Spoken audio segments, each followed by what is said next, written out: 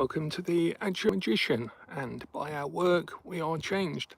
So it's the day after Luna Sar, Lammas, and I've been busy in the garden all day and actually doing my own first harvest, first cut of the grass that had really overgrown. So I thought I'd do a quick live update and update people as to what's going to be appearing on the channel over the next few weeks.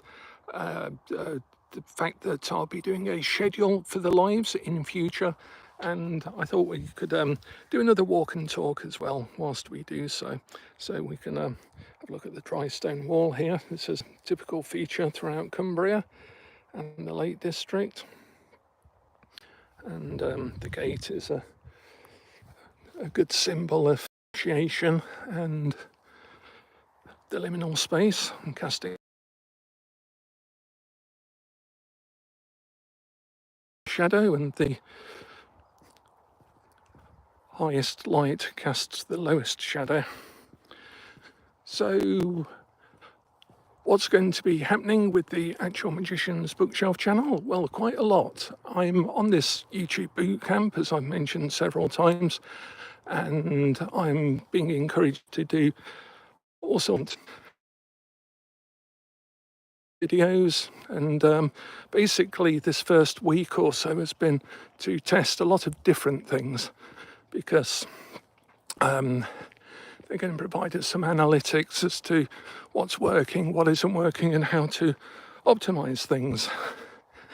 So sometimes there's a little robin that perches here, and I would say hello to him down this path here. You can see the wonderful gate at the end, and the moon is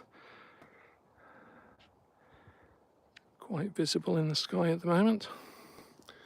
So we're just going to walk through this little hamlet that I live in. It's a very pagan location, I have to say.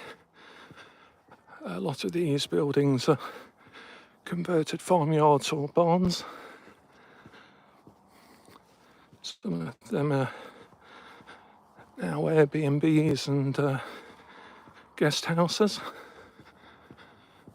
I quite like our cottage just here, up to the left. Hello, Tony. Welcome along for the walk. Just taking a quick walk and updating as alive as to what's going to be happening with the channel over the coming weeks.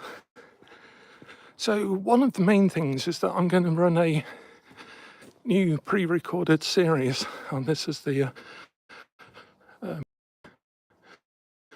dog of this building here. Little doggy here. I don't know your name, I'm afraid. Hello. No, I don't know your name. I sometimes run into you. As you can see, all of these buildings are converted barns. Yeah, so one of the first things is I'm going to start scheduling the lives once I've got some analytics from YouTube as to when is the best time to do that, and I'll run that by our channel members as well. Again, you can see cat bells off in the distance there. And we'll have a look at the stocks as well. The swallows are now firmly ensconced here. They've come all the way from South Africa. It's a nice old, dive bombing my head, a wonderful old post office building here.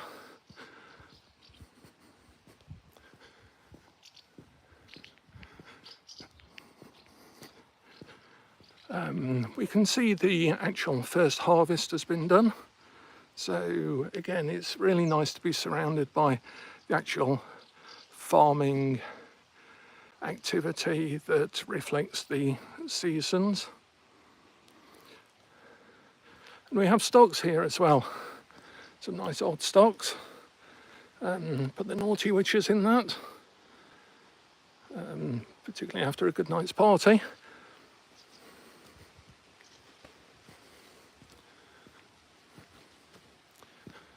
We'll go up to where the old mill is, then we can take a look over the lake again.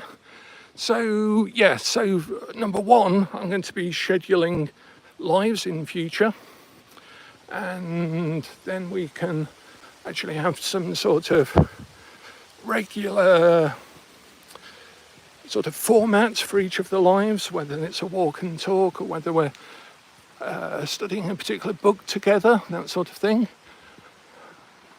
The wildflowers here, beautiful. Get my shadow out of the way.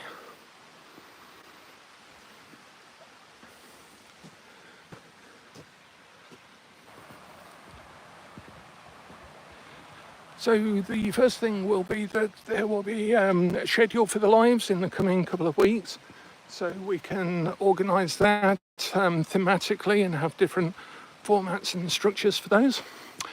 And then the main thing is that for members, for actual magicians who have joined the subscription of the channel, I'm going to start, and I'm going to put the first one up tomorrow once I've finished editing it, a new series. So let me just go by the mill race here. So there's a whole load of flats converted from the old mill. There's a stream that runs behind it, and there's a sort of mill race there. Yeah, so I'm going to actually start a new series called the Contemporary Course in Actual Magic.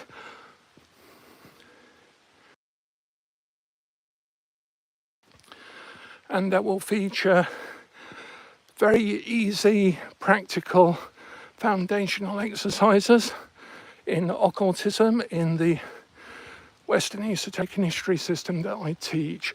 I thought I would provide a nice foundational set of exercises and pieces of work that can be easily conducted, and that will be for members only. And then obviously in the lives we can discuss some of those for member only lives. So that's the biggest news. I'm going to be working on filming and editing those over the coming couple of weeks. There'll probably be 5 or 10 of them, I think.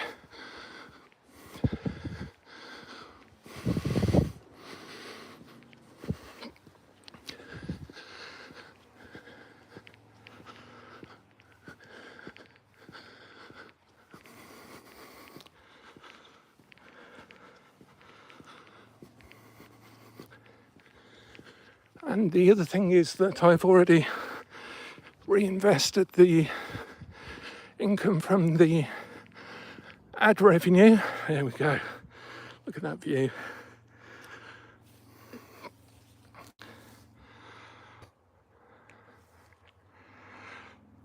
And that's going to be arriving tomorrow is a little microphone and a gimbal to hold the phone steady, so that we can do some walk, talk and practical demonstrations of rituals and things like that more professionally. And yeah, that equipment will be arriving tomorrow, so I can do that, because I wasn't expecting the walk and talks to be popular, but I think we can show a lot of the landscape. We can, I've got an idea to do a cave ritual from our previous rituals, and I could do a few of those as recordings or lives, and then we can talk and discuss the nature, the purpose, the intent, and the practice of actual rituals as well. So I'm definitely keen to do that. So that's really it. I thought I'd just drop a quick 10-minute live and get this recorded, so I could tell people that there'll be schedules for the lives, that there will be caves. Let's go. What's that word? Agatha, not Agatha. Yeah, so scheduled lives and a new practical course with the condensed filtrated, titrated essence of what I think are the main lessons in Western Esotericism, as I've studied it for 45 years. And that's going to be for members only. Spelunking, it is spelunking. Yeah, I had a couple of friends at a place I used to work who were keen spelunkers, and they knew all of the names, the weird names of all of the different locations in different caves and stuff that have, you know, weird names like Bob Dropped It and things like that, for names that have become sort of apocryphal within the caving community for different parts of the caves. But we have a couple of local caves, very big ones. We have also a little bit further south, but not too far away, is a place called Cathedral Cave, where we did a very big ritual quite a while ago now, but I'd like to revisit that and so forth. We also have, hello Teresa, we also have another stone circle that I'd like to take you to at some point, called Long Meg and her sisters, who were all turned into stone when they were found dancing on the green when they shouldn't have been. So we can take a visit there as well. So yeah, we're looking down to Derwentwater Lake, and Keswick is just behind there. The Christian convention, they've all gone home now, although some of them are still around getting in the way of the traffic and so forth. But about 6,500 people or so have just vanished from the town, so it's a little bit quieter today. And down at the end we have Castle Crag, where we did a big ritual at one point. And so yeah, there's going to be far more sort of walk and talks going on, and some hedge witch stuff that I'll be discussing as we sort of walk along and things like that. So I'm quite looking forward to doing those, and say I'm getting a slightly better microphone tomorrow and a little gimbal, so I can walk around and annoy tourists as well, by looking very much a tourist myself, sort of meandering around talking to myself into the camera. So has anyone got any particular suggestions, any particular questions or subjects, topics, just even general ones? I'm going to be mainly talking about hedge witchcraft from magick school, tarot, obviously, particularly on the Friday night lives. I'm going to continue doing those.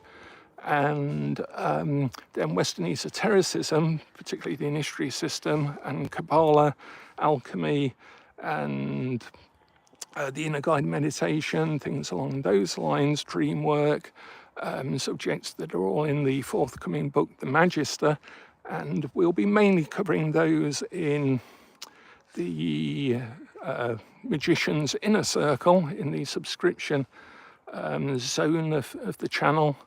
And that's, well, also probably once a month be doing a regular Q&A as well. So if you want to prepare questions, if you're a member of the channel, then if you want to prepare questions, we can discuss those, and I can sort of schedule time to actually discuss and answer questions on the history of occultism, the history of tarot, the actual practice of it, the psychological aspects of it, and most particularly for me, the initiatory aspects of it as well. So we're going to be covering all of that in upcoming live Q&As. I'm also, next week, will be announcing the special offer, the in effect the gift offer, which will be for those joining as a member, which is a minimum $4.99 a month. Even if you just join for a month, I'll be happy to send out a 2-part deck, the Tarot of Everlasting Day beginner's deck, for just the price of postage. If you cover postage, I'll send you that deck, because we're also going to be using that in a lot of the tarot workshops and the free readings, the free demonstrations that I'm doing online as well. But in the member section, we'll be discussing that as well. Oh, we've got a paraglider here. He's probably come down off Latrig. They often come down this way. My next door neighbour also does paragliding. He's ex-military, and yeah, actually we've got two up there at the moment. Yeah, they usually come off Latrig, and then they come down and they usually park themselves in the field just in the middle distance there. Yeah, it must be pretty nice to be up there, although sometimes they have quite bad accidents as well. But yeah, it's probably very peaceful up there at the moment. There'll be a lot of good updrafts because the land has been keeping in the heat all day. It is very, very Lammasy, very, very Lunasari, very ending of the summer, the sort of final phase of the summer. There's a very particular warmth to the breeze and a slight autumnal hint to it, but it's barely there. It's just barely present, but you can sort of tell that it's not June or July anymore. It's definitely changed.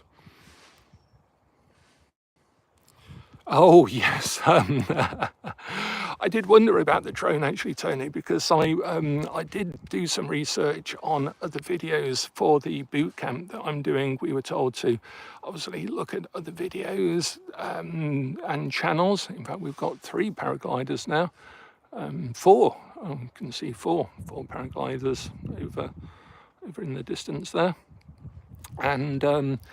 I typed in Lunarsard and Lammas, and I got this very winsome young lady with very high production values wandering through the fields and the meadows in slow motion with a sort of gauzy vignette fade to the camera work. And I thought, I don't know how much money she's making on YouTube, but it's enough to afford a cameraman, an editor, and a sound recordist at the very least.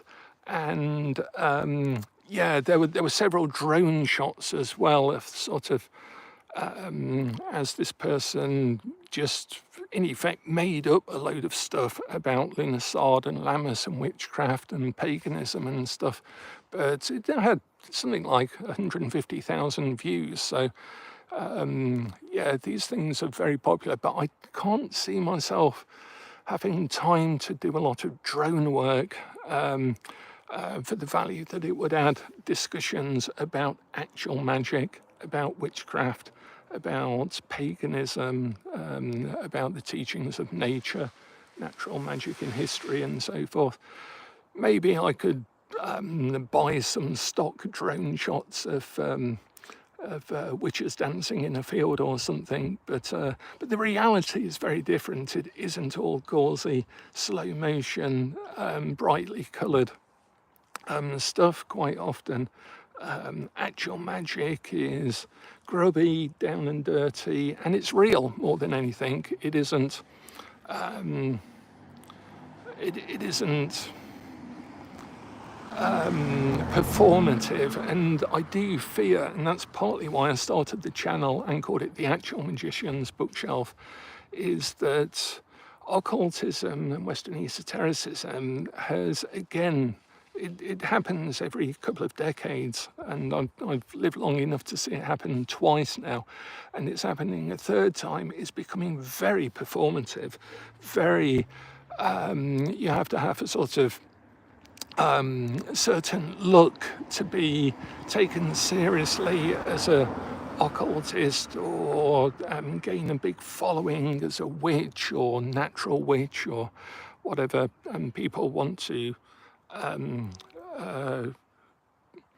call themselves. But it is very much performative, and whilst there's an aspect of that to ceremony and ritual, and I am a sucker for a good set of robes and ritual items and altars, and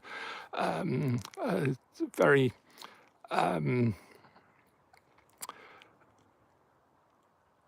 ceremony, I also prefer my magic to be real and practical and change the world that I'm actually in, not the world as it appears on YouTube. So that is the reality. I mean, for example, I wasn't born here in Cumbria. My ex-wife and I moved up here, and that was through an act of magic. We then moved out of the county, and then through another act of magic got ourselves back in as well, because she wanted to live here, and as a result we set about a magical working, and that worked. So the everyday world is our temple, and this is our temple. Whatever you are looking out on at the moment is your temple. This is why we say the worker is hidden in the workshop. And that has 10 different levels to it, that sentence. And that's part of our Order of Everlasting Day teachings. But I like to introduce it just casually in everyday conversation. The worker is hidden in the workshop because it is as deep as you want to make it at different levels. It's like a Zen koan. I remember a friend of mine one day, he was studying some Zen koans, and one day he arrived at my house, and I think I was about 18 or 19. No, I must have been 20. I was at college when I met him.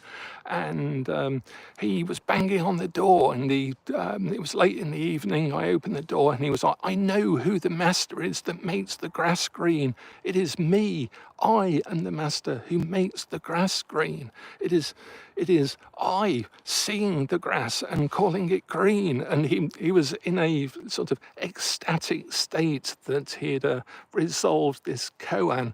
And I didn't, and I regret it to this day, I almost bashed him on the head with a kettle or a pan from the kitchen that he'd walked into, because I felt that that was what a Zen master would have done to his student who had figured out a koan, who had resolved it, who had actually understood it, understood reality and so forth. But all credit to him, he had, I think, really had that initiatory experience of suddenly breaking through a experiential state of realizing that the nature of the world is what we make it and how we define it, and Zen is to undo that state and to recognize it first by presenting riddles and koans. And who is the master that makes the grass green? Well, yes, we are, man, we are. So anyhow, I thought I'd just do a quick live, just to drop in and say that big things are going to happen for the channel over the coming weeks. So thank you for being part of it. I'm quite excited about having this new medium to play with, to experiment with, to see what we can share better on video and in all of the different formats, whether it's a long format, pre-recorded, documentary style, gonzo style, live recordings of actual rituals and things along those lines. The difference between that and books and workshops and presentations and conferences and so forth, I'm sure video has a part to play in all of that. So thanks a lot for being here. Thanks a lot for joining me on this interesting journey into the Actual Magician's bookshelf, my own bookshelf, and I look forward to sharing more things with you as we go along. Thanks a lot, everyone, and as ever, the worker is hidden in the workshop. Bye for now.